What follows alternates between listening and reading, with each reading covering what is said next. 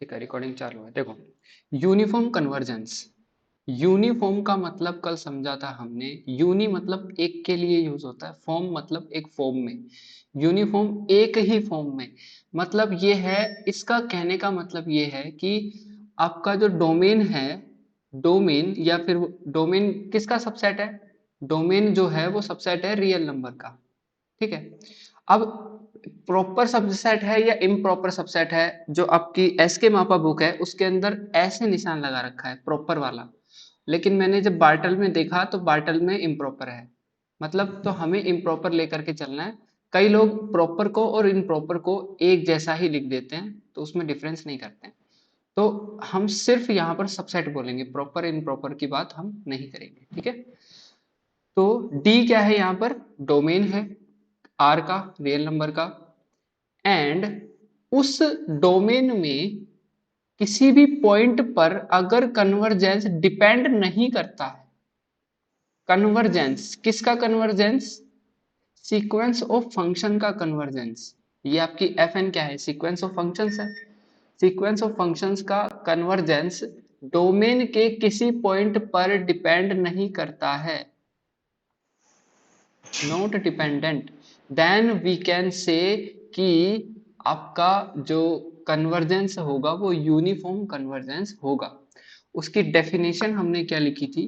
Late D be a subset of real numbers and for each natural number, ठीक है, for each N, mute कर लीजिए please. Vijay ji आप mute कर लेंगे प्लीज, आपका थोड़ा सा इशू कर रहा है। ये सर ओके। ठीक है। देखो, उन सभी नेचुरल नंबर्स के लिए, उन सभी n के लिए जो कहां से आते हैं? नेचुरल नंबर से। नेचुरल नंबर का यहां पर सिर्फ और सिर्फ एक काम होता है, वो होता है इंडेक्स प्रोवाइड करना। क्या प्रोवाइड करना? इंडेक्स प्रोवाइड करना। लेट एफ एन डी से लेकर के आर में एक फंक्शन है। Okay. Then the sequence of functions. अब ये फंक्शन था, इस फंक्शन में मैंने ब्रैकेट लगा दिया, इसको बोल दिया सीक्वेंस ऑफ फंक्शन। क्या बोल दिया इसको? Sequence of functions is said to be uniformly convergent. Uniformly convergent, T लगा लो यहाँ पे। Uniformly convergent on domain. किसके अंदर? डोमेन में हम देखते हैं कि वो डोमेन के अंदर यूनिफॉर्मली कन्वर्जेंट है, लेकिन डोमेन के किसी पॉइंट पर डिपेंड वो नहीं करेगा। अभी देखते हैं आगे कैसे। Uniformly convergent on D to a function F. भाई आपकी जो सीक्वेंस है, सीक्वेंस के अंदर बहुत सारे फंक्शंस है, F1 F2 F3, इस तरह से फंक्शंस हैं। क्योंकि ये सीक्वेंस ही किसकी सीक्वेंस है? ये फंक्शंस की सीक्वेंस है। तो ये सीक्वेंस किसी लिमिट को कन्वर्ज करेगी, तो वो लिमिट भी क्या होना चाहिए? एक फंक्शन ही तो होना चाहिए ना। तो उस फंक्शन को हम बोल देते हैं लिमिट फंक्शन। ठीक है। टू ए फंक्शन एफ, उस फंक्शन एफ को जा करके यूनिफॉर्मली कन्वर्ज करेगी if corresponding to a pre assigned positive epsilon. अगर हम पहले से कोई एप्सिलॉन ले लेते हैं पॉजिटिव, मतलब कोई भी फॉर एनी, इसमें हम बोलते थे ना लिमिट के डेफिनेशन में, for any epsilon greater than zero there exist a natural number, या फिर एक स्टेज हमें ऐसी एक मिल जानी चाहिए। यहां से समझने वाली बात आती है। ये तो ये वाली चीज समझ गए तो क्वेश्चंस करने में बिल्कुल भी प्रॉब्लम नहीं होगी। क्या होना चाहिए कि आपका जो सीक्वेंस ऑफ फंक्शन है वो said to be uniformly convergent on that domain D to a function F. मतलब ये जो एफ है इसको क्या बोलते हैं? Limit function. ठीक है। If corresponding to a pre assigned positive epsilon, ठीक है, देयर एग्जिस्ट, हर एक एप्सिलॉन के लिए जो कि प्री असाइंड है, देयर एग्जिस्ट ए स्टेज, एक स्टेज मिल जानी चाहिए। के टाइप की एक स्टेज मिल जानी चाहिए, के स्टेज मिल जानी चाहिए। अब वो स्टेज का मतलब क्या होगा? एक नेचुरल नंबर ही तो होगा ना भाई। स्टेज या इंडेक्स ये क्या होते हैं? नेचुरल नंबर ही तो होते हैं। के ब्रैकेट में एप्सिलॉन, इसको क्या बोल दिया जा रहा है, इसको बोल दिया जा रहा है डिपेंडिंग ऑन एप्सिलॉन। ये जो के है ये एप्सिलॉन पर डिपेंड करेगा, समझ गए। एप्सिलॉन जो हम लेंगे उसके लिए, हर एक एप्सिलॉन के लिए हम एक स्टेज प्रोवाइड करवा सके। मतलब सीधा सा ये है, आपने अगर एप्सिलॉन दे दिया 2 तो उसके लिए स्टेज मिल जाएगी K1। एप्सिलॉन दे दिया 3 तो उसके लिए स्टेज मिल जाएगी K2। एप्सिलॉन दे दिया 4 उसके लिए एक स्टेज मिल जाएगी K3। इस तरह से हर एक बदलते एप्सिलॉन के लिए आपको अलग अलग स्टेजेस मिलती जाएंगी।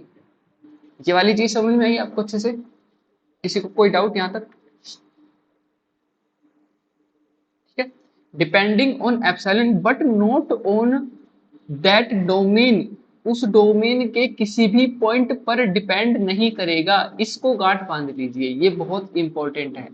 अगर डिपेंड कर गया तो फिर हम उसको पॉइंट वाइज कन्वर्जेंट बोलेंगे, जो कि हमने पिछली 2 वीडियोस में देखा है। ठीक है, अभी तक जो जो हुआ उसके लिए के जो है वो स्टेज आपकी नेचुरल नंबर से आती है। ठीक है, सच दैट फॉर ऑल, जो डोमेन के अंदर जितने भी पॉइंट्स हैं उन सभी के लिए डिपेंड नहीं कर रहा, लेकिन उन सभी के लिए आपकी जो सीक्वेंस ऑफ फंक्शन है उसकी जो nth टर्म है उसके, और मतलब सीक्वेंस के इनफाइनाइट टर्म्स की, और उस लिमिट फंक्शन के बीच की जो डिस्टेंस है, बीच का जो गैप है, उस गैप को हम उस एप्सिलॉन से छोटा कर सके। ये वाली चीज समझ में आई क्या?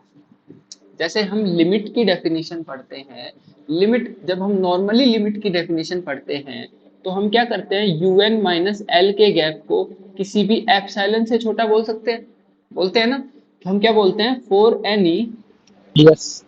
for any epsilon greater than 0 there exists a stage n belong inside natural number n, ताकि ये होल्ड कर जाए ट्रू फॉर ऑल n जो कि उस स्टेज के बाद में आए। अब ये स्टेज ली क्यों जाती है? स्टेज लेने का सीधा सीधा मतलब ये है, इसका कारण है स्टेज लेने का, वो है मैं आपको बता देता हूं। देखो, सीक्वेंस जो होती है उसके अंदर इनफाइनाइट टर्म्स होती है, इनफाइनाइट टर्म्स होती है। शुरू की Yes. कुछ टर्म्स, शुरू की कुछ टर्म्स ऊपर नीचे जा सकती हैं, ऊपर चली गई फिर नीचे चली गई, कुछ कुछ प्रॉब्लम्स कर सकती है। मतलब हम अपने अनुसार n इक्वल टू 2 के लिए कुछ डिफाइन कर दिया, n इक्वल टू 4 के लिए कुछ डिफाइन कर दिया, n इक्वल टू 6 के लिए कुछ कर दिया, लेकिन एक पर्टिकुलर एक पर्टिकुलर स्टेज के बाद में, मान लो यहाँ पर स्टेज ले ली मैंने 15, इसके बाद में सीक्वेंस जो है अपना बिहेवियर एक कर देती है, वो अपने बिहेवियर को चेंज नहीं करती है। अगर वो सीक्वेंस इंक्रीज कर रही है तो वो इंक्रीज ही करती जाएगी, अगर वो सीक्वेंस डिक्रीज कर रही है तो वो डिक्रीज ही करती जाएगी, अगर वो सीक्वेंस कांस्टेंट है तो वो कांस्टेंट ही रहने वाली है। ठीक है, यहाँ तक क्लियर है एकदम? Yes. ठीक है, देखो, और ये हम किस लिए बोलते हैं कि सीक्वेंस के अंदर इनफाइनाइट टर्म्स होते हैं, तो अगर उसकी कुछ टर्म्स को छोड़ दिया जाए तो उसके कन्वर्जेंस और डाइवर्जेंस पर कोई भी फर्क नहीं पड़ेगा। ये हम छोड़ने पर कह सकते हैं, डिफाइन करने पर नहीं कह सकते। अब आप बोलो कि मान लो un एक सीक्वेंस है, ठीक है, un में u1 की वैल्यू अगर 1 ले ली जाए तो ये मान लो कन्वर्ज कर रही है, अगर u1 की वैल्यू 2 ले ली जाएगी तो भी ये कन्वर्ज कर जाएगी क्या? ये हम नहीं कह सकते। हम छोड़ देंगे तो हम कह सकते हैं कि कन्वर्ज करेगी, बिहेवियर नहीं बदलेगा। लेकिन अगर हम u1 स्टार्टिंग की जो टर्म है, इनिशियल जो टर्म है, उसको चेंज कर देंगे तो बिल्कुल सीक्वेंस के कन्वर्जेंस में अंतर आएगा। ठीक है, आ सकता है। ये चीज समझ में आई अच्छे से? एक चीज होता है बदल देना, एक चीज होता है छोड़ देना, इग्नोर कर देना। अगर हम इग्नोर कर देते हैं तो सीक्वेंस कन्वर्ज कर रही है तो कन्वर्ज ही करेगी, डाइवर्ज कर रही है तो डाइवर्ज ही करेगी। ठीक है, एक होता है बदल देना, बदल देने पर उसके कन्वर्जेंस और डाइवर्जेंस में फर्क पड़ जाता है, इसलिए हम यहाँ पर स्टेजेस लेते हैं, इसीलिए हम क्या लेते हैं यहाँ पर स्टेज लेते हैं। तो ये वाली डेफिनेशन एकदम क्रिस्टल क्लियर है सबको बढ़िया से एकदम? Yes. ठीक है। In this case limit n tending to infinity F N is equal to F uniformly, मतलब ये सीक्वेंस ऑफ फंक्शन की जब हम लिमिट निकालते हैं, लिमिट निकालने का मतलब ही होता है n की वैल्यू को लार्जर लार्जर लार्जर को बनाया जाए, n की वैल्यू को बड़ा बड़ा बड़ा करते रहा जाए, और हम उस पर देखें बिहेवियर क्या है, फंक्शन सीक्वेंस ऑफ फंक्शन का बिहेवियर क्या है, तो वो किसी एक फंक्शन के करीब पहुंच जाती है, तो उस फंक्शन के करीब पहुंच जाती है, यूनिफॉर्मली पहुंच जाती है, हमने ऊपर देखा यूनिफॉर्मली पहुंच गई। इसको लिखने का एक तरीका और है, आपका सीक्वेंस ऑफ फंक्शन कन्वर्ज कर जाएगा एफ को यूनिफॉर्मली ऑन, ये सब जितनी भी बातें हो रही हैं ये हो रही हैं उस डोमेन के अंदर, डोमेन के अंदर, ठीक है। इसको मैंने एकदम पोस्टमार्टम करके बता दिया है, डेफिनेशन को एकदम बिल्कुल एक एक चीज को खोल खोल के बता दिया है, इसके बाद कोई डाउट नहीं रहना चाहिए, ठीक है।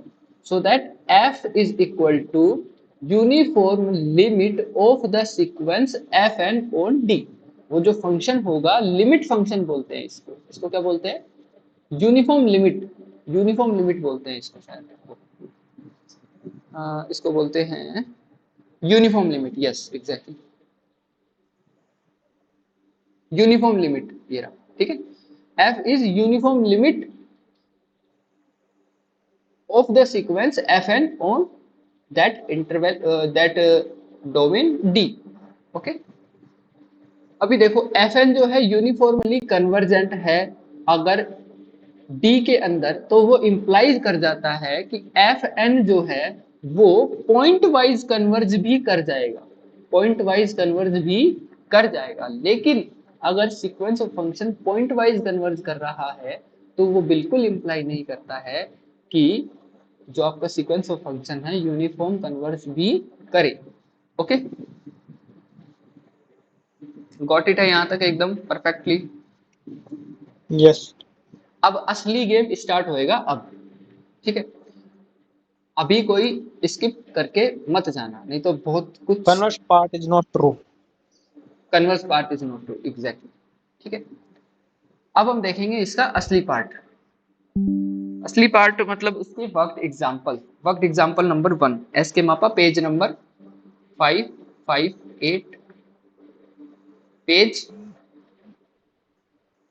वर्कड एग्जांपल, और वर्कड एग्जांपल्स में एग्जांपल नंबर 1 देखते हैं, ठीक है। पहले मैं एग्जांपल लिख देता हूँ, एग्जांपल को बता देता हूँ पूछना क्या चाह रहा है, उसके बाद में फिर उसका सॉल्यूशन करेंगे और एक एक स्टेप को बिल्कुल स्मूथली समझते हुए चलेंगे, उसका इंट्यूशन लेते हुए चलेंगे कि क्वेश्चंस में अगर आ जाता है तो हम फॉर्मली कैसे उसको सोल्व करते हैं, ठीक है।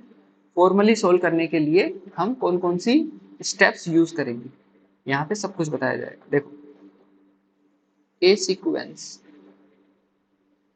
Of functions fn is defined on R by fnx is equal to x power n, where x is belongs inside real, okay. Now prove that the convergence of the sequence fn is not uniform on open interval 0 to 1 and but the convergence को मैं ऐसे लिख रहा हूँ direct, ठीक है, short, convergence is uniform on closed interval 0 to a and 0 and a also included if, अब a को डिफाइन कर दिया है, a जो है वो 0 से बड़ा है और एक a जो है 1 से छोटा है, यानी कि 0 और 1 के बीच में है। ठीक है, ये आपका क्वेश्चन है। क्वेश्चन समझ में आया एकदम बढ़िया से? क्वेश्चन समझ में आ गया एकदम? ठीक है, Yes. ओके। नाउ इसका प्रूफ देखते हैं। इसका प्रूफ करने के लिए हम सबसे पहले इसकी लिमिट निकालेंगे। ठीक है, मुझे ये बताओ कि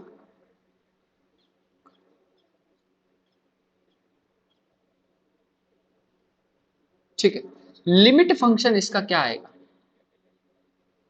लिमिट फंक्शन सबसे पहले तो इसका डायरेक्ट हम लिमिट के बारे में बात कर लेते हैं। अगर n को इनफाइनाइट टेंड किया जाए और x को चूज कर लिया जाए, x को चूज कर लिया जाए 0 से 1 के बीच में, ठीक है, x को चूज कर लिया जाए कहां से कहां तक? 0 से 1 के बीच में, लिमिट फंक्शन f ऑन 0 से 1 is given by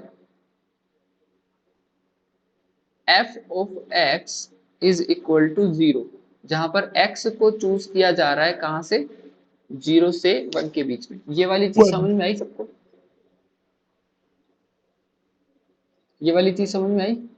देखो, x पावर n है, n को इंफिनिटी भेजना है, x जो है x वो 0 से 1 के बीच में लिया जा रहा है। अब हमारे पास में एक रिजल्ट होता है r power n, n tending to infinity पर 0 को चला जाता है अगर r की वैल्यू 1 या 1 से छोटी हो। छोटी। एक या एक और हो बड़ी या रहती एक से है छोटी तब हो, एक से हमेशा एक छोटी पे। छोटी रहेगी, बराबर नहीं हो सकती, एक से छोटी होनी चाहिए। ठीक है, अगर बराबर हो जाएगी तो फिर ये 1 को ही चला जाएगा ना भाई। तो इसका मतलब क्या है Yes. कि r जो है वो 1 और -1 के बीच में लाई करेगा। भाई r जो है Yes. 1 और -1 के बीच में अगर है तो क्या मैं इसको ऐसे लिख सकता हूं क्या कि r की power n is equal to 0, n tending to infinity पर अगर r 1 और 0 के बीच में है तो भी तो ट्रू होगा ना भाई। जब -1 और 1 के बीच में ही ट्रू हो गया तो 0 से 1 के बीच में भी ट्रू होगा। तो इस रिजल्ट को उठा करके जब हम यहाँ पे अप्लाई करते हैं तो डायरेक्ट हम ये लिख सकते हैं यहाँ पर। Yes. ठीक है, देखो अगर समझाने का लेवल कुछ ज्यादा ही नीचे जा रहा है, मतलब कुछ ज्यादा ही इन डेप्थ में जा रहा है और आप लोगों को ऐसे लग रहा है कि यार इतना तो आता ही होगा, तो आप मुझे बता दो, मैं थोड़े शॉर्ट में भी लेकर के चल सकता हूँ। मेरा मेरा मानना ये रहता है कि आपको कुछ भी नहीं आता। आवाज नहीं आ रही है। आवाज नहीं आ रही है मेरी?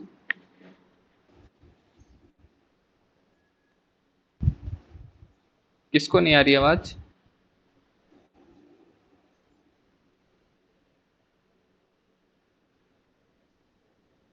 आ तो रही है भैया, सबको आ रही है आवाज शायद। आ रही है। Not Audible, your sound is okay. कोई बात नहीं। देखो देखो ये वाली चीज समझ में आई, लिमिट जो है 0 हो जाएगी उसकी। ठीक है, अब हम क्या करते हैं, लेट, अभी देखो क्वेश्चन में हमें दो चीज प्रूव करनी है। प्रूव करना है कि ये नॉट कन्वर्जेंट है इस पर्टिकुलर इंटरवल में। पहली बात तो ये, पहला तो क्या प्रूव करना है, नॉट यूनिफॉर्म कन्वर्जेंट। ठीक है, ऑन 0 to 1। दूसरा क्या हमें प्रूव करना है, दूसरा हमें प्रूव करना है यूनिफॉर्म कन्वर्जेंट है 0 से a के बीच में। तो दो चीजें प्रूव करनी है, पहले हम इसको नोट कन्वर्जेंट प्रूव कर देते हैं, नोट यूनिफॉर्म कन्वर्जेंट इसको प्रूव कर देते हैं पहले। ठीक है, तो उसके लिए हम क्या कर रहे हैं, देखो लेट c बिलोंग करता है अगर 0 1 के बीच में, देन आप मुझे बताओ कि f N C minus F c, इन दोनों के बीच का जो गैप है वो कितना निकल करके आएगा? जब आपका C 0 और 1 के बीच में है, C की वैल्यू यहां पर जैसे ही आप रखोगे तो वैल्यू तो 0 ही मिल जाएगी ना, बोलो भाई, ठीक है। अगर आप f ऑफ c निकालते हो तो 0 मिल जाएगी ना, जब c आपका कहां से लिया जा रहा है, 0 और 1 के बीच में से लिया जा रहा है, तो ये तो वैल्यू 0 ही दे देगा। और fnc कितना है? fnc कितना है अकॉर्डिंग टू और डेफिनेशन? fnc कितना है? fnx x पावर n, तो यहाँ पे fnc कितना आ जाएगा? fnc आ जाएगा c power n, isn't it? Yes. तो यहां पर क्या लिख देंगे? c पावर n माइनस 0, लिखने की जरूरत नहीं है, सीधा सीधा पता चल गया। नाउ लेट 0 से और 1 के बीच में किसी एप्सिलॉन को हमने ले लिया, देन ये वाली स्टेप बहुत काम की है, इसको देखते जाना, ठीक है। देन आपके F N C minus F C की जो वैल्यू है वो वैल्यू किसी एप्सिलॉन से छोटी होनी चाहिए। whenever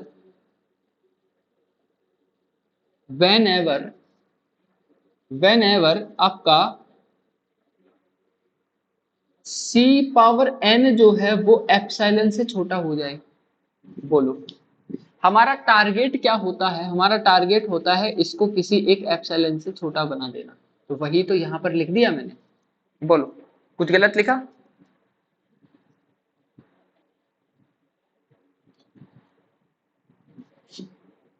No.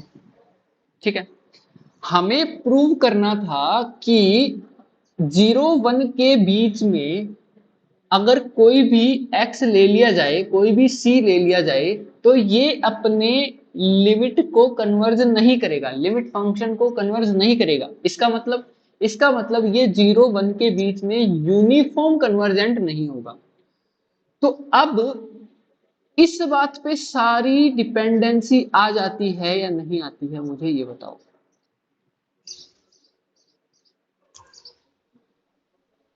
मतलब अगर आपको ये ट्रू दिखाना है, अगर इसको ट्रू दिखाना है तो ऐसा होना चाहिए या नहीं होना चाहिए? एप्सिलॉन से छोटा होना चाहिए या नहीं होना चाहिए c की पावर n को, बोलो भैया। होना चाहिए। होना चाहिए। तो इसको उठा लो और इसके साथ में अब यहां पर हम कार्यक्रम करते हैं। c पावर n की वैल्यू एप्सिलॉन से छोटी होनी चाहिए, ठीक है। हमारा टारगेट क्या होता है? हमारा टारगेट होता है कि n को हम नीचे लेकर के जाएं, n को हम डिनोमिनेटर में नीचे लेकर के जाएं, ताकि हम जब n को इनफाइनाइट भेज सकें तो जो टर्म जो हमारी है वो 0 को जा सके। यही तो हमारा लक्ष्य होता है हमेशा से, यही तो हम करते आते हैं, यही तो हम करते हैं, बोलो Yes. यही करते हैं, ठीक है। अभी यहां पर हम n को डायरेक्ट नीचे नहीं भेज करके इसका रेसिप्रोकल ले लें। Yes. यहां पर हमें ना n के ऊपर कंडीशन निकालनी है, n पर कंडीशन, n पर क्या कंडीशन है वो निकालने की कोशिश करनी है। देखो मैं चाहूं तो इसको 3-4 लाइन में भी, जैसे एसके मैपर में लिखा हुआ है वैसे 3-4 लाइन में भी करवा करके आपको बता सकता हूं, पर मैं चाहता नहीं हूं। मैं चाहता हूं कि आप इसकी फील लो, इसके बारे में जानो कि यार ऐसा हो क्यों रहा है, रीजन क्या है इसके पीछे का, ठीक है। तो रीजन के लिए ही हम ये सब काम कर रहे हैं। इसका ले लो आप रेसिप्रोकल, रेसिप्रोकल लोगे तो 1/c पावर n लगा सकता हूं क्या? Yes. तो बड़ा हो गया Greater than 1/एप्सिलॉन से,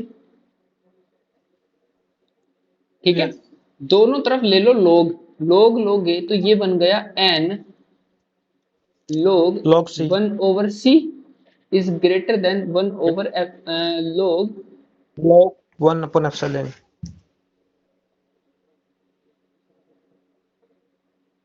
1 over epsilon। बोलो भाई, ठीक है यहां तक?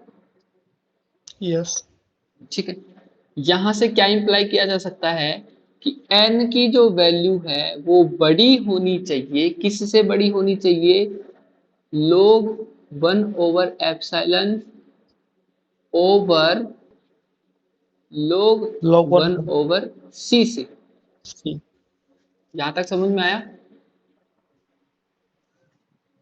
yes ठीक है, अभी ये जो n है, n उसकी वैल्यू इससे बड़ी होनी चाहिए। अब जो हम स्टेज लेते हैं, स्टेज जो लेते हैं वो हम कैसे सेलेक्ट करते हैं? मुझे ये बताओ, स्टेज को सेलेक्ट करने के पीछे का रीजन क्या होता है? बताओ। स्टेज n से एक ज्यादा सेलेक्ट करते हैं ना हम भैया, n की वैल्यू तो इससे बड़ी है, ठीक है, तो इससे एक जोड़ दिया जाए तो हमारी वो स्टेज मिल जाएगी हमें। मुझे ये बताओ कि अगर मैं एक स्टेज k लेना चाहूं, let k is equal to, अब n की वैल्यू इससे बड़ी है तो मैं कह दूं कि log 1 over epsilon over log 1 over c। अब इसमें +1 कर दूं तो क्या ये k एक स्टेज की तरह काम कर जाएगा? yes क्या अब मैं ऐसा कह सकूंगा कि अब ये टर्म लिखने, ये इक्वेशन लिखने के बाद में, ये वाली इक्वेशन लिखने के बाद में हम कह सकते हैं कि f N C minus F c, इन दोनों के बीच का जो गैप है वो एप्सिलॉन से छोटा हो जाएगा फॉर ऑल इस स्टेज के बाद में जितने भी एन आ रहे हैं। बोलो, अब बोलो, यहां तक बोलो। कोई डाउट किसी को भी? no पक्का, एकदम क्रिस्टल क्लियर? yes ठीक है, अभी हमारा टारगेट क्या है? अभी हमारा टारगेट है कि ये जो स्टेज हमने ली है इसको डिपेंड करवा दें, अगर x के ऊपर डिपेंड करवा दें, x belong inside real number के ऊपर, तो हमारी डेफिनेशन गलत हो जाएगी। डेफिनेशन गलत हो जाएगी तो हम क्या बोल पाएंगे कि यूनिफॉर्म कन्वर्जेंस नहीं है। बोलो, yes contradiction से yes कॉन्ट्रडिक्शन हो जाएगा। ठीक yes है, देखो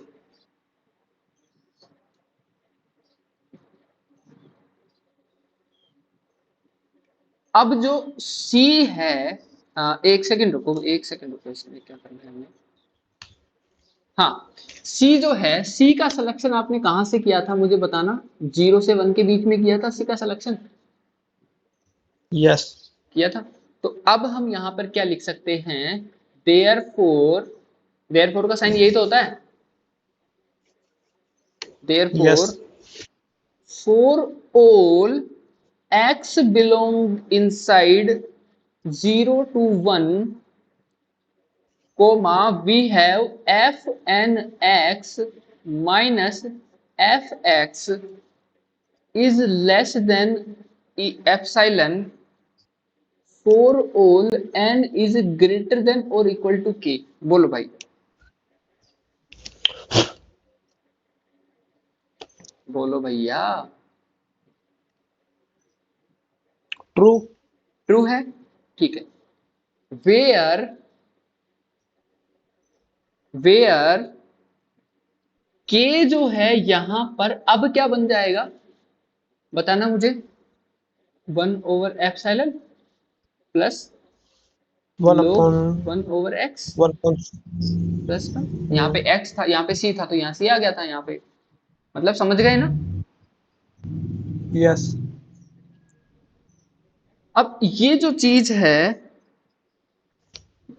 एक सेकंड रुको, हाँ, अब मुझे ये बताओ कि जो k है, k, this k depends on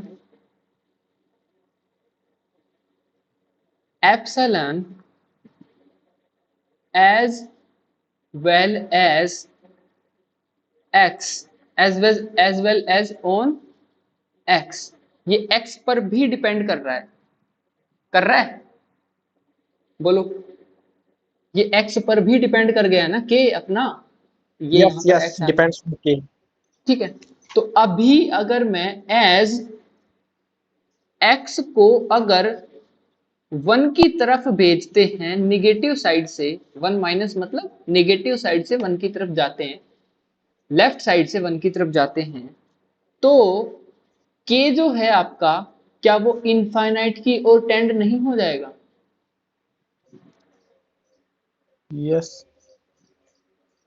k आपका इनफाइनाइट की तरफ चला गया, और k जब इनफाइनाइट चला गया तो हमारी जो डेफिनेशन थी यूनिफॉर्म कन्वर्जेंस की, वो क्या कहती थी कि एक ऐसा k एग्जिस्ट करना चाहिए ना, देखो ये रहा एग्जिस्ट, एग्जिस्टेंस इसका खतरे में आ गया, एग्जिस्ट नहीं कर पाया ना एक ऐसा k।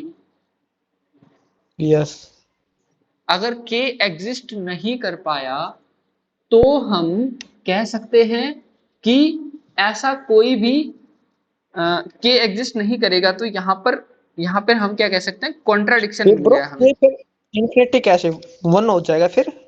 देखो ये कैसे आया इंफिनिटी, मैं बताता हूँ। अब x जो है उसको -1 भेजा हमने, वो सॉरी x को 1 भेजा, x को 1 भेजा तो ये x धीरे धीरे 1 के पास गया, तो log 1 जीरो। 0 की तरफ गया, तो log 1 0 की तरफ गया, तो यहाँ पर कुछ फाइनाइट वैल्यू ओवर 1/0 टाइप बन गया ना, 1/0 टाइप बन गया, तो ये कहाँ चला जाएगा, इंफिनिटी प्लस 1, और इंफिनिटी प्लस 1 क्या हो जाता है, इंफिनिटी ही तो मिलेगा, एक जोड़ दो तो कोई फर्क नहीं पड़ता, इंफिनिटी मिलेगा। तो k आपका कहाँ चला गया, इंफिनिटी चला गया, यस ठीक है। It follows that, it follows that there does not, यहां पर ऐसे करके लिख लेना, therefore there does not exist A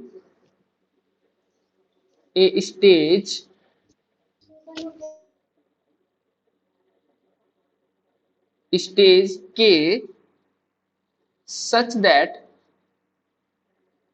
for all x belong inside 0 to 1 open interval की एफ एन एक्स और एफ ऑफ एक्स के बीच का जो गैप है वो एप्सिलॉन से छोटा हो जाए और ये होल्ड हो जाए for all n is greater than equal to k।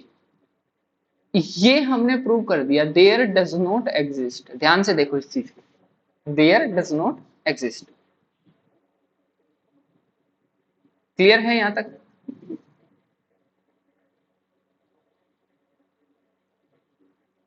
Mister Sujit, समीक्षा,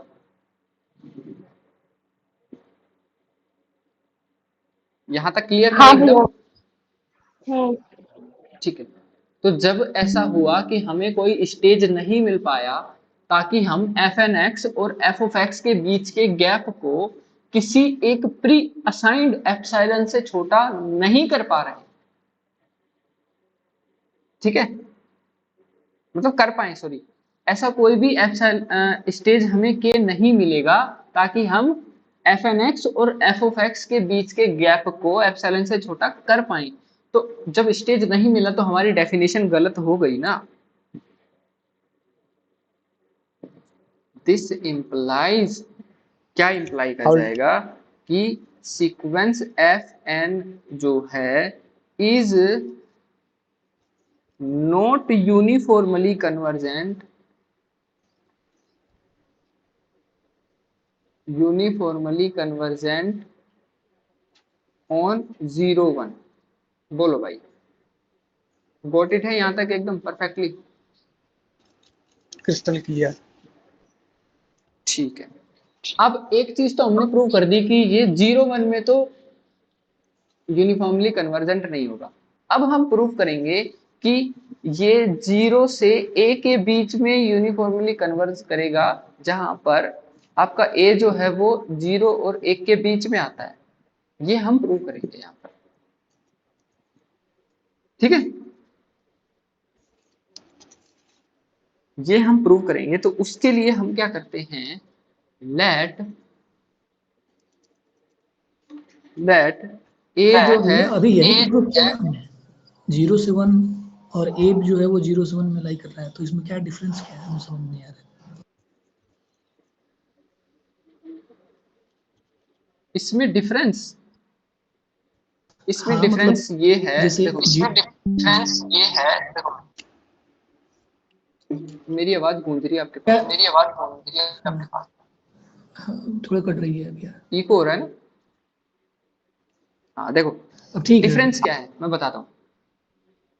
डिफरेंस ये है कि 0 से a के बीच में ही कन्वर्स करेगा, और a जो है वो 1 नहीं होना चाहिए, 1 के नजदीक नहीं जाना चाहिए। अब इसमें आप मुझे बताओ, जब आप लिमिट देखते हो, इस इंटरवल में लिमिट देखते हो, तो आपकी लिमिट 0 भी तो आ सकती है, लिमिट 1 भी तो आ सकती है। आप 1 और 0 के पास जा सकते हो, लेकिन यहाँ पर क्लोज आप इंटरवल दीजिए ना 1 के पास नहीं जा सकते। Sir. fn is not uniformly convergent on close interval 0 से 1 होगा ना, ओपन इंटरवल में तो यूनिफॉर्म हो जाएगा ना। क्या कह रहे हो? fn सीक्वेंस लिए हैं, कंसीडर किए हैं, वो यूनिफॉर्मली कन्वर्जेंट नहीं होगा इन क्लोज इंटरवल 0 से 1। हाँ, तो ओपन भी लिखा हुआ है, मुझे लगता है करेक्शन करने से। नहीं, करेक्शन नहीं है, करेक्शन नहीं है, एकदम सही है, कोई दिक्कत नहीं है। मैं बताता हूँ, देखो भैया, जब आप लिमिट लेते हो, एक बात बताओ मुझे, 0 से 1 ओपन इंटरवल है, तो क्या आपका एक फंक्शन लिमिटिंग वैल्यू, फंक्शन की लिमिटिंग वैल्यू 1 हो सकती है या नहीं हो सकती?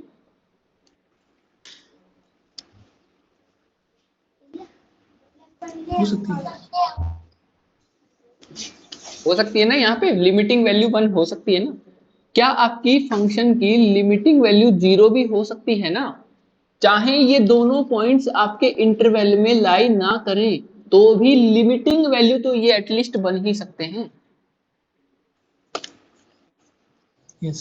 हाँ, 0 भी हो सकती है ब्रो। वही तो कह रहा हूं कि 0 भी हो सकती है, 1 भी हो सकती है, दोनों लिख दिया ना।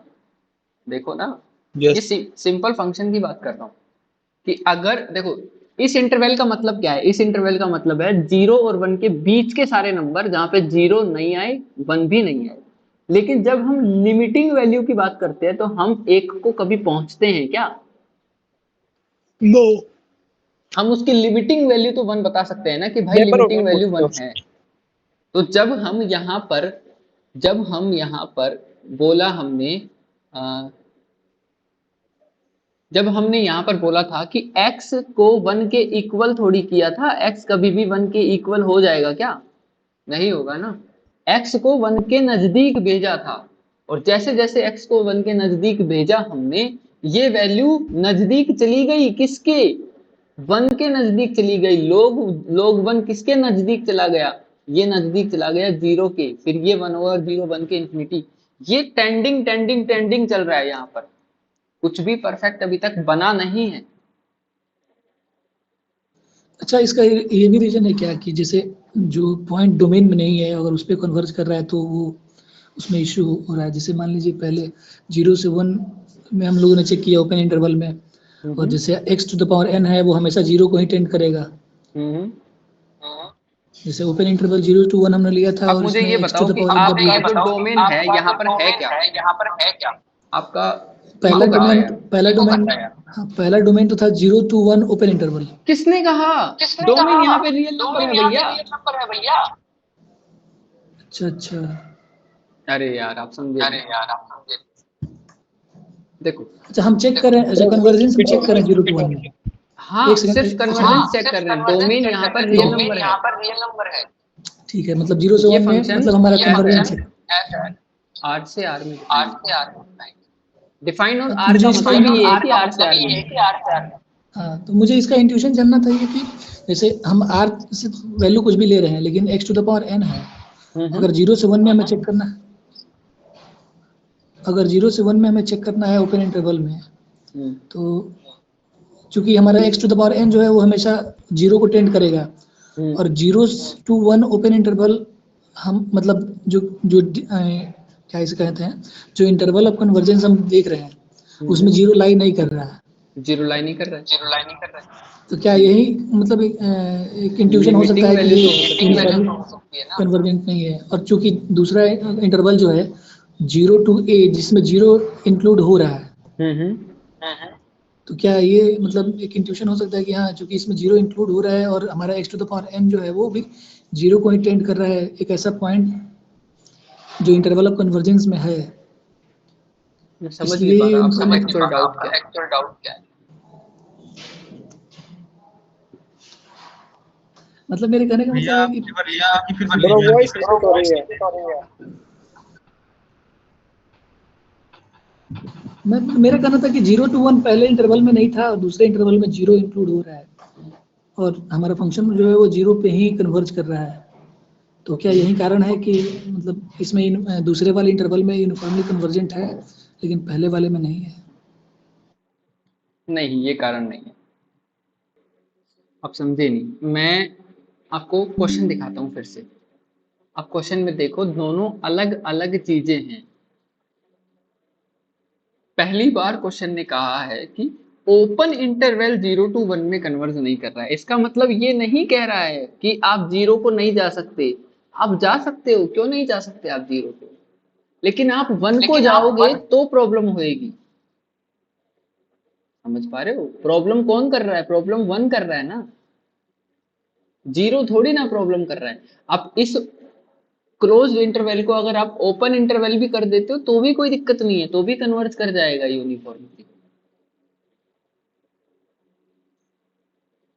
मतलब जब हम कह रहे हैं कि हमारा फंक्शन जो है, अब जैसे एग्जांपल लेते हैं, जैसे मेरा एक फंक्शन है जो कन्वर्ज कर रहा है 0 पे ही कन्वर्ज कर रहा है, आपका और फंक्शन 0 पे कन्वर्ज कर रहा है, ओके। 0 पे ही कन्वर्ज कर रहा है, लेकिन हमारा हम चेक करना चाहते हैं एक ऐसा इंटरवल में जो -π/2 से सॉरी π/2 से 3π/2 तक का है, मतलब सॉरी मतलब π/2 से 3π/2 तक का है, हाँ।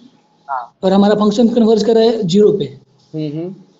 तो हम इसमें बिल्कुल भी नहीं कह सकते हैं कि हमारा फंक्शन इस रीजन में, इस डोमेन में कन्वर्जेंट है, मतलब इस जो सेट हमने लिया है इसमें अब नहीं है कन्वर्जेंट फिर है। उसमें कहाँ से कह देंगे नहीं है फिर। तो वही मेरा ये था, पूछना था कि जैसे हम हमारा फंक्शन जो है, जैसे हम ले रहे हैं X to the power N, और रीजन जो हमारा है 0 to 1 है,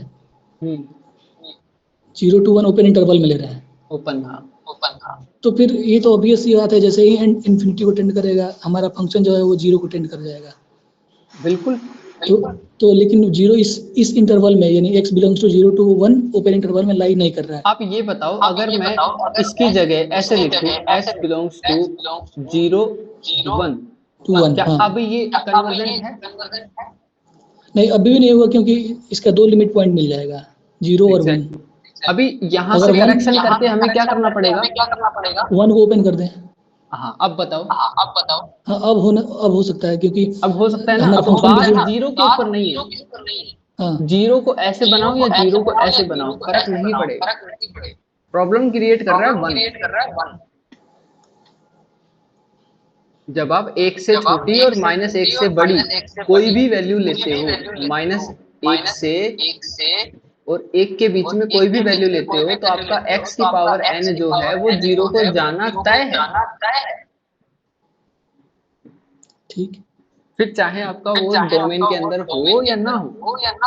यहाँ पर डोमेन में तो नहीं है, लेकिन हम इस इंट्यूशन से तो बोल ही सकते हैं ना कि यार लिमिटिंग वैल्यू 0 को चली गई। हाँ, लेकिन लिमिटिंग वैल्यू जिस डोमेन में हम चेक करना चाहते हैं, जैसे 0 to 1 ओपन इंटरवल में, उसमें लाई नहीं कर रहा है। बस मेरा यही सवाल था कि तो इस बेस पे हम कह सकते हैं कि आप एक बात बताओ मुझे, x की पावर n, ठीक है। अब मुझे बताओ x को ले लो आप 1/2 से 1 के बीच में। अब बताओ ये कन्वर्स करेगा कि नहीं 0 को? ये तो जाएगा 0 पे ही। ऑब्वियसली वही तो मैं कह रहा हूँ कि उस लेकिन इंटरवल में हम आना लेकिन हम चेक जरूरी किस में कर रहे हैं? जैसे हम R2R में, मतलब हमारा फंक्शन x जो है वो R2R में जा रहा है, लेकिन हमें चेक करना है 0 to 1 में। ये अगर मान लो कि आप 1/2 to 1 में अगर चेक करना चाहते हैं तो ये दोबारा बोलो, आपका फंक्शन का फंक्शन आर से आर में जा रहा है। जैसे यही सवाल था, मतलब ये क्वेश्चन है, R से R में जा रहा है, x to the power n ले रहे हैं। X to the power N ले रहे हेलो हेलो हेलो। हाँ, तो अगर हम इसमें, अगर हमें चेक करना है 0 to 1 ओपन इंटरवल में, ओपन इंटरवल 0 to 1 में, ठीक। और हाँ, और हम अगर इसको जैसे जैसे ही हम x जो 0 से 1 के बीच में कोई भी एक नंबर लेते हैं तो वो हमेशा 0 को जाएगा, टेंड करेगा, भाई x to the power n। Tending value F होती है और एफ रियल नंबर में होनी चाहिए, ना कि आपके डोमेन में। अब देखो आप, हाँ ठीक है, मतलब डोमेन नहीं, डोमेन हम 0 से 1 नहीं ले रहे हैं ना, हमें तो अरे 0 से 1 इंटरवल ऑफ हाँ, कन्वर्जेंस चेक करना है। इंटर ये तो बस इंटरवल लिया हमने, ये डोमेन ये रियल नंबर से लेते हैं। ये जो देखो स्टार्टिंग में जो हमने यूनिफॉर्म कन्वर्जेंस की डेफिनेशन देखी थी, उसके अंदर एफ जो है, एफ कहाँ से आ रहा है? इको कर किसी दिया आवाज आर अभी के ऊपर की बात। सबसेट से, सबसेट से आ रहा है, और सबसेट खुद कहाँ से है? रियल नंबर से। रियल नंबर से। ठीक है, डोमेन ही तो है, आर का ही तो डोमेन है, यही तो लिया था हमने। और एफ कहाँ से आ रहा था? एफ आ रहा है इसमें से, डी में से। ठीक है, एफ हुआ क्या? Real number. अब यहाँ पर अलग ही बात चल रही है, यहाँ पर हम इंटरवल के अंदर देख रहे हैं कि कन्वर्ज कर रहा है या नहीं। That's it.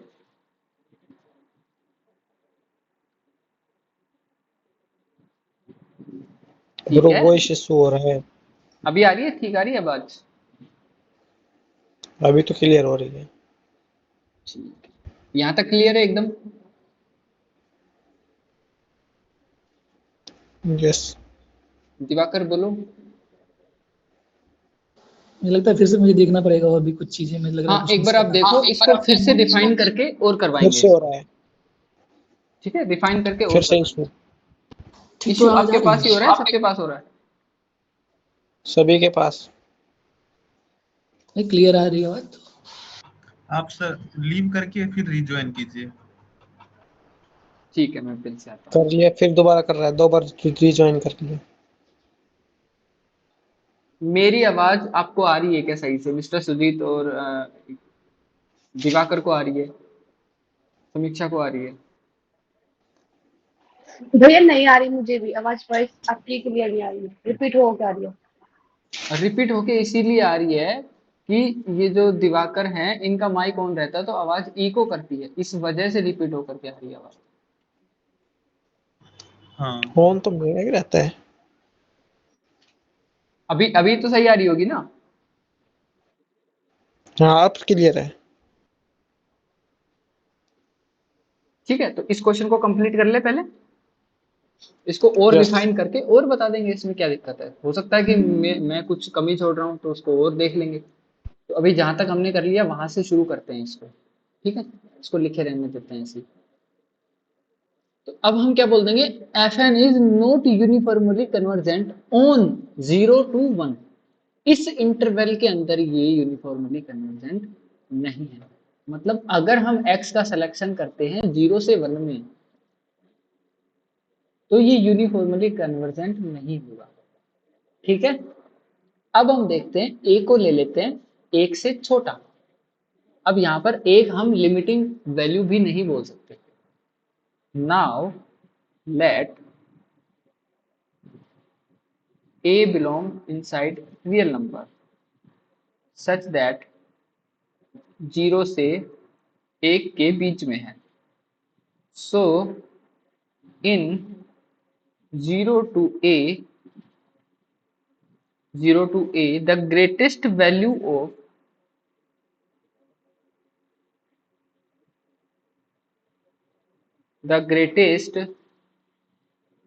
of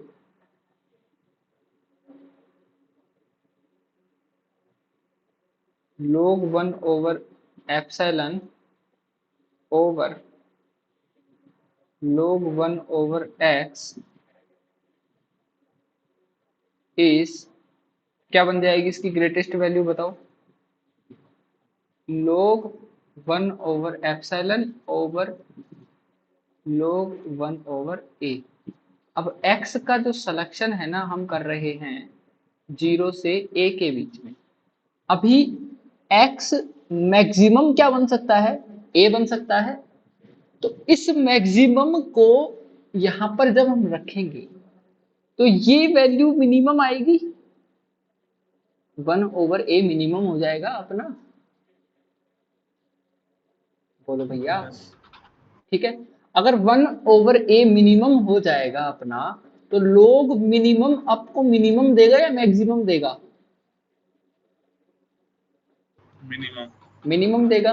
और डिनोमिनेटर में मिनिमम आ गया मतलब ओवरऑल वैल्यू मैक्सिमम हो जाएगी, ग्रेटेस्ट मिल जाएगी।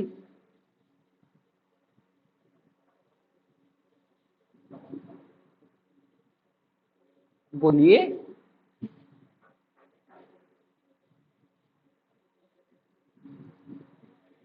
नहीं समझे क्या?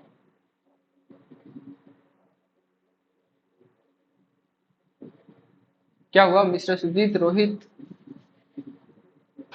हाँ हाँ कंटिन्यू ओके, भैया। बोल दिया करो यार एक बार थोड़ा सा। ठीक है, ये वाली चीज है। छोटे इस वैल्यू की मैक्सिमम वैल्यू, ग्रेटेस्ट वैल्यू हमें ये मिल जाएगी अगर हम x का सिलेक्शन करते हैं 0 से a के बीच में। और a क्या है, 0 से 1 के बीच में। ये वाली चीज समझे? असली एनालिसिस है ये, असली। हो सकता है बेसिक हो लेकिन है असली।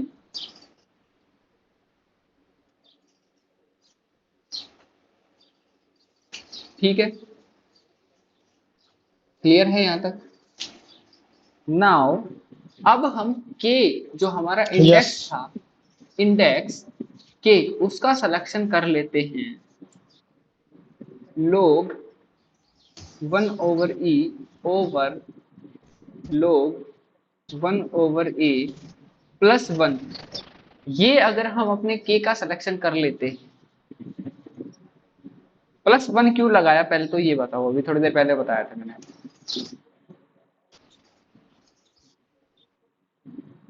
क्योंकि वो स्टेज रिसीव करने के लिए, जिस स्टेज के बाद फंक्शन से अप्रोच करेगी अपनी कन्वर्जिंग पॉइंट। इसमें बुक Exactly. में ग्रेटेस्ट इंटीजर भी लगाया हुआ है। क्या कह रहे हो? इसमें देख रहा हूँ मैं बुक में है k equals to greatest integer log 1 upon epsilon divided by log 1 upon a दिया हुआ है और प्लस 1। तो इससे ग्रेटेस्ट इंटीजर नहीं है। ये ग्रेटेस्ट नहीं है, हाँ, इसको मैं क्योंकि कंफर्म इसमें करके बताऊंगा, ये अगले क्वेश्चन में भी ऐसा कुछ है। इसको मैं आपको कंफर्म करके बताऊंगा। फिलहाल के लिए क्योंकि आप इसमें बिना ग्रेटेस्ट इंटीजर के देखो। क्योंकि इसमें प्लस 1 के बाद अगला लाइन लिखा हुआ है कि then k is a natural number. तो इसलिए मैं देखो इसमें ग्रेटेस्ट इंटीजर लगाया हुआ है, ठीक है। आप बोलते हो ग्रेटेस्ट इंटीजर लगाया हुआ है, अगर नहीं लगाएंगे ग्रेटेस्ट इंटीजर तो यहाँ पर फ्रैक्शन वैल्यू भी तो आ सकती है ना। और k का सिलेक्शन कोई फ्रैक्शन वैल्यू में कर सकते हो क्या आप? नहीं, फ्रैक्शन में 1 जोड़ोगे तो फ्रैक्शन ही मिलेगा ना। जी जी। किसी भी फ्रैक्शन में 1 जोड़ दोगे तो फ्रैक्शन ही मिलने वाला है, और k कभी भी फ्रैक्शन में आएगा नहीं। सिंस k क्या है, k है एक नेचुरल नंबर, इसलिए ये ग्रेटेस्ट इंटीजर लगा दिया है, बस, और कोई रीजन नहीं। अभी ठीक है, अभी क्लियर है एकदम? देखो सीधी सीधी बात है, लोग वाली वैल्यू कभी भी नेगेटिव नहीं दे सकती, ये वाला वैल्यू भी कभी नेगेटिव नहीं दे सकता, दोनों वैल्यू होंगी पॉजिटिव ही। तो ग्रेटेस्ट इंटीजर फंक्शन जो होगा वो होगा तो पॉजिटिव ही, नेगेटिव तो होगा ही नहीं। ये भी पता है आपको अच्छे से। तो इस फ्रैक्शन वाली चीज को हटाने के लिए यहाँ पे ग्रेटेस्ट इंटीजर फंक्शन लगा दिया। Okay, k is a natural number and for all x जो कि आता है 0 से a के बीच में, आपका अब फंक्शन fnx माइनस fx, इन दोनों के बीच का जो गैप है उसको हम एप्सिलॉन से छोटा कर सकते हैं फॉर ऑल n जो कि इस पर्टिकुलर इंडेक्स k के बाद में आता है, स्टेज के बाद में आता है। अभी ठीक है ये वाली चीज?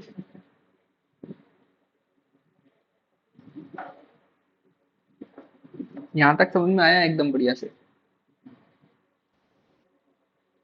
Yes. Got it? So what हम क्या बोल सकते हैं यहाँ पे कि Fn जो है इज यूनिफॉर्मली कन्वर्जेंट ऑन 0 से a, ठीक है, 0 से a if 0 less than a less than 1, इसके लिए, ठीक है। दिवाकर भैया आप बताओ, कोई भी अगर डाउट रह गया हो तो बताओ। आपको वो जो डाउट है उसको भी क्लियर करेंगे। आप बताओ अभी अभी इसके अलावा। मतलब मैं इसमें पूछना चाहता हूँ सेकंड पार्ट में कि greatest value of log 1 upon epsilon divided by log 1 upon x, इसके पीछे क्या कारण है मतलब लेने का कि हाँ ये ग्रेटेस्ट वैल्यू हम क्यों मतलब चुन रहे हैं, तो इसके बारे में मुझे थोड़ा डिस्कशन करना था इसका। अच्छा, ग्रेटेस्ट वैल्यू हमने क्यों ली ऐसा? हाँ मतलब ग्रेटेस्ट वैल्यू लेने से क्या तात्पर्य है, क्यों ले रहे हैं? बताओ भाई, ग्रेटेस्ट वैल्यू क्यों ली? कहाँ पे? यहाँ पे ग्रेटेस्ट वैल्यू क्यों ली? 0 से a के बीच में ये जो हमारी k की जो वैल्यू थी उसके अंदर x आ रहा था, तो उसकी ग्रेटेस्ट वैल्यू ही हमने क्यों ली? ग्रेटेस्ट इंटीजर दिया ना? नहीं नहीं, ये बोल रहा है ना यहाँ पे, greatest value of this function of this value is this, ये हमने क्यों लिया, ऐसा हमने क्यों किया, ये पूछना चाह रहे हैं। बताओ इसके पीछे का क्योंकि रीजन बताओ। क्योंकि सर वो स्टेज हमें रिसीव करना है ना, जिस स्टेज के बाद फंक्शन कन्वर्ज करेगी वो n greater than k, n belongs to natural number such that n greater than equal to k। तो वो k जैसे कि सीक्वेंस रियल नंबर के सीक्वेंस में भी हम n होता है ना, जिसके बाद वो कन्वर्ज कर जाती है अपने पॉइंट पे, उसी तरह से। अभी मैं आपको एक चीज बताऊं, हमने ग्रेटेस्ट वैल्यू क्यों ली, हमने यहाँ पे डायरेक्ट a क्यों पुट कर दिया, बताओ। डायरेक्ट a इसलिए पुट कर दिया क्योंकि पिछली बार जब हमने यहाँ पर 1 को भेजा था, जब यहाँ पर हमने 1 को भेजा था, सिंस 1 था भी नहीं, फिर भी जब हमने x को 1 को भेजा था तो k कहाँ चला गया था, इनफाइनाइट चला गया था, हमें कोई भी यहाँ पर स्टेज नहीं मिली थी, नहीं मिली थी ना। तो हम एंड पॉइंट्स पर देखते हैं कि क्या स्टेज मिलेगी या नहीं, समझ पाए? हम एंड पॉइंट्स पर देखते हैं कि क्या स्टेज मिलेगी या नहीं।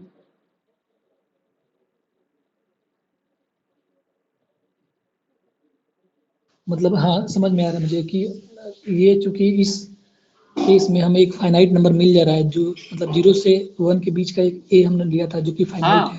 हाँ, अच्छा हाँ समझ में आ रहा है। और गॉट चूंकि इट। उस केस में फाइनाइट कुछ मिल नहीं रहा था तो हमें कोई स्टेज मिल ही नहीं पाता। आप एक बार जीरो रख के देखो, a की जगह x की जगह जीरो रखेगे, 1/0 इनफाइनाइट, लोग इनफाइनाइट कितना होता है, इनफाइनाइट होता है। तो समथिंग ओवर इनफाइनाइट कहाँ चला गया, 0 को चला गया, तो इसकी मिनिमम वैल्यू तो 0 मिल गई हमको। अब इसकी मैक्सिमम वैल्यू के लिए हम इसके लास्ट वैल्यू को रख करके देखते हैं कि हाँ भाई मैक्सिमम ही मिलेगी यहाँ पर, जब इसको हम एनालाइज करते हैं। Got it? Yes got it? सबके डाउट एकदम क्लियर?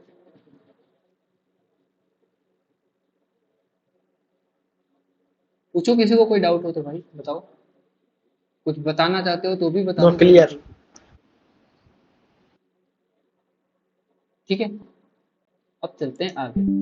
अगला क्वेश्चन, एक क्वेश्चन और देख जाओ, आधे घंटे में हो जाएगा। ये वाला जैसे हुआ है वैसे ही वो हो जाएगा। देखो question number 2, a sequence of functions, a sequence of functions fn is defined on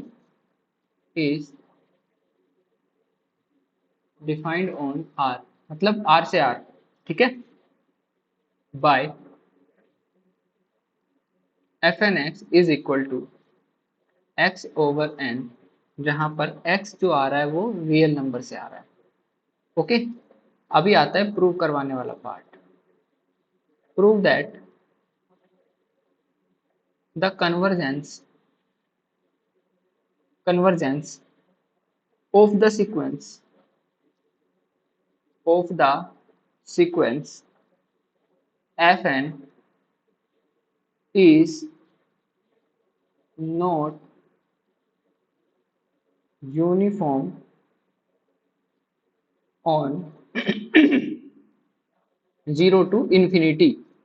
ठीक है, 0 to infinity में यूनिफॉर्म नहीं है, but the convergence is uniform on 0 से a के बीच में, इफ a कोई पॉजिटिव नंबर हो। और पॉजिटिव नंबर हो तो मतलब ये होना चाहिए फाइनाइट, ये हम खुद मान करके चलेंगे भाई, बोलो, क्योंकि इनफाइनाइट को तो हम जानते ही नहीं है क्या होता है ये। आप समझ गए, ये वाला क्वेश्चन समझ गए अच्छे से? एक बार ये बताओ मुझे फटाक से। यस। ठीक है, अब इस क्वेश्चन को हम फटाफट करेंगे, नहीं तो पिछला जितना पिछले क्वेश्चन में टाइम दिया था उसका आधा ही टाइम देंगे, क्योंकि उसमें ज्यादा इन डेप्थ समझने की जरूरत थी। अब सेम प्रोसीजर इसमें होने वाला है। देखो, लिमिट फंक्शन अगर हम लिखना चाहें, limit function F of x कितना आएगा बताओ? 0 आ जाएगा। x ओवर n है और x आ रहा है r से।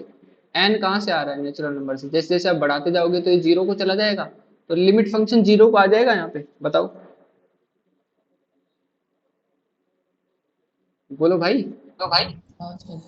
ठीक है, for all x greater than equal to 0, आपका f n x और f ऑफ x के बीच का जो गैप है वो आपका x ओवर n ही आ जाएगा। ये तो 0 ही हो जाएगा ना सभी पॉजिटिव के लिए। यस। ठीक है, अब हम इसकी बात कर रहे हैं, 0 से इंफिनिटी, इस इंटरवल की बात कर रहे हैं। ठीक है, 0 के बाद की बात कर रहे हैं। 0 हो जाएगा, x बिलोंग्स टू 0 से इंफिनिटी लिखो या फिर x को 0 से बड़ा लिख दो, एक ही तो बात है इन दोनों की। ठीक है, अब हम क्या करते हैं, let epsilon greater than 0 if k को अगर हम ले लें, k का सिलेक्शन हम कैसे करते हैं? देखो, इस चीज को हमें लेस देन एप्सिलॉन दिखाना है।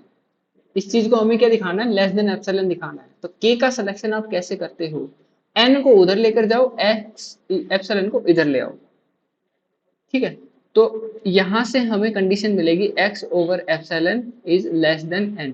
अब n जो है वो इससे तो बड़ा ही होना चाहिए, तो मतलब अब हम इसके एक अगले +1 करके हम k का सिलेक्शन करते हैं, मतलब x ओवर एप्सिलॉन।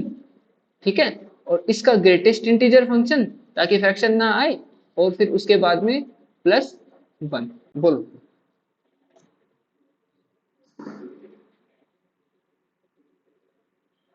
बोलिए भैया।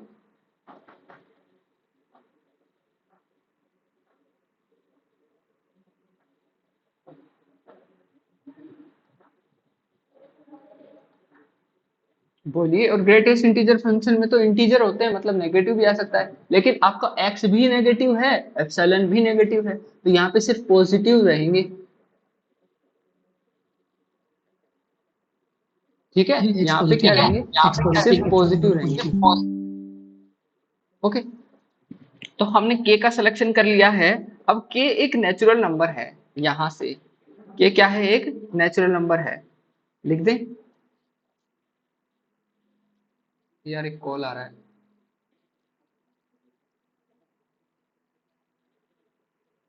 Am I audible? कर लो बात। Yes. यस एक्चुअली एक कॉल आ गया था फिर डिस्कनेक्ट हो गया था। ठीक।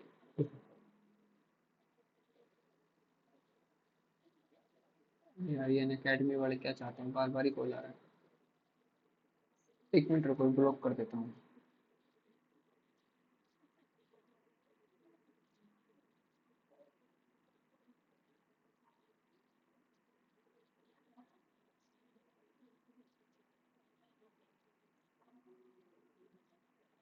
ठीक है, देखो के का सिलेक्शन हो गया।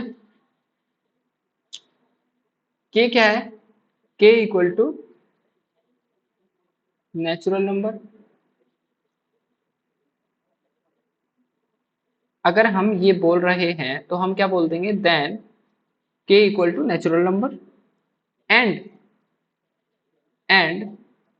फॉर और एक्स जो कि पॉजिटिव या जीरो है उसके लिए अब हम एफ एन एक्स और एफ एक्स के बीच का गैप एप्सिलॉन से छोटा कर सकते हैं फॉर ऑल एन जो कि के बाद में आता हो। बोलो भाई।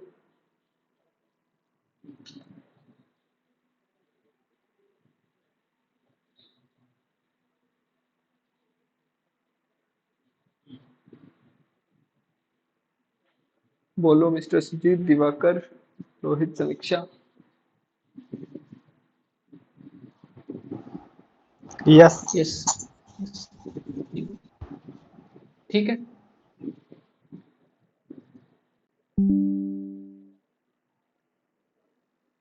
अब के जो है वो डिपेंड हो गया, किस पर डिपेंड हो गया? के किस पर डिपेंड हो गया भैया? यहाँ पर एक्स पर डिपेंड हो गया। K is K depends on. K depends on, हाँ ऐसे लिखेंगे।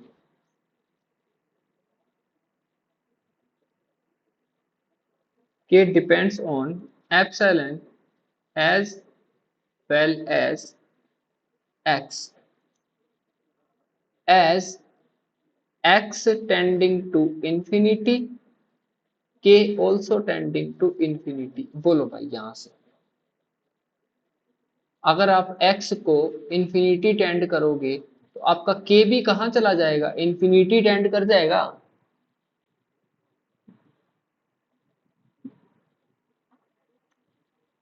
यस ठीक है, अगर k Yes. भी हाँ बोलो। Yes कर जाएगा इन्फिनिटी टेंड। ठीक है, k भी अगर इंफिनिटी को टेंड कर गया तो इससे क्या हम कह सकते हैं? So there does not exist a stage n के लिया था ना, स्टेज के डिपेंडिंग ओनली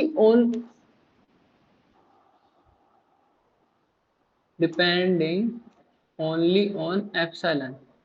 ठीक है, सच दैट ऐसा कोई भी स्टेज के नहीं मिलेगा सच दैट फॉर ऑल पॉजिटिव और जीरो एक्स के लिए हम एफ एन एक्स और एफ ऑफ एक्स के बीच के गैप को एप्सिलॉन से छोटा कर सकें फॉर ऑल एन जो कि के बाद में आता हो।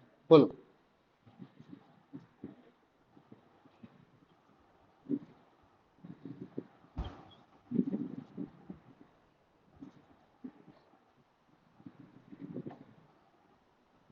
बोलिए भैया। परफेक्ट। ये अनअकैडमी वाले भी हाँ, यार कृष्ण। नए नए नंबरों से कॉल करते हैं, एक से ब्लॉक किया दूसरे से करने लगा है, सब गजब। स्पैम है, स्पैमर एक नंबर के है। भयंकर भाई। ये है और एक IFAS वाले हैं, अच्छा ये भी कॉल करते हैं क्या? बहुत ज्यादा फोन करते हैं। अच्छा बेकार है ये कौन? IFS वाला। IFS का तो इतना बेकार है कि मैं बता नहीं सकती हूँ। क्योंकि मैंने जब सेकंड ईयर में थी तो इनका एक प्राइस का वो चल रहा था, मतलब ये वो कराते हैं ना कि ब्रो कंपटीशन रुको वगैरह रुको का। एक सेकंड, रुको एक second. There does not exist a stage k depending on epsilon only. Epsilon only पर डिपेंड करना चाहिए, ठीक है, सच दैट ऐसा हो जाए कोई भी स्टेज ऐसी हमें नहीं मिल रही। जब ऐसी स्टेज नहीं मिल रही है तो हम क्या बोलेंगे कि आपका जो सीक्वेंस ऑफ फंक्शन है इज नॉट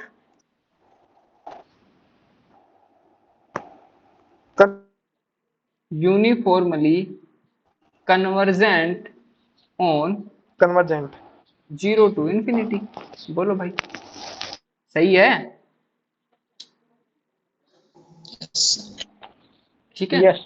अब यूनिफॉर्म कन्वर्जेंट है तो नहीं इसके अंदर, लेकिन अगर हमें कन्वर्जेंट दिखाना है तो हमें 0 से a में दिखाना पड़ेगा, 0 से a में दिखाना पड़ेगा, और a को भी यहाँ पर इंक्लूड लिया गया है। और a जो है वो कहाँ से आ रहा है, a जो है वो पॉजिटिव है, लेकिन यहाँ इस बार a जो है वो फाइनाइट है, बोला नहीं गया लेकिन हमें पता है a फाइनाइट है। अगर इनफाइनाइट होता तो लिख ही देता इनफाइनाइट है। बड़े से बड़ा फाइनाइट नंबर, दो ही तो नंबर्स होते हैं, एक फाइनाइट और एक इनफाइनाइट। फाइनाइट जिसके बारे में हमें पता है, इनफाइनाइट जिसके बारे में हमें नहीं पता है। सिंपल सी बात है, ठीक है। तो अभी हम क्या करेंगे, अभी हम a को चूज करेंगे। Let a belong inside real number such that a जो है वो पॉजिटिव है, ठीक है। इन 0 to a the greatest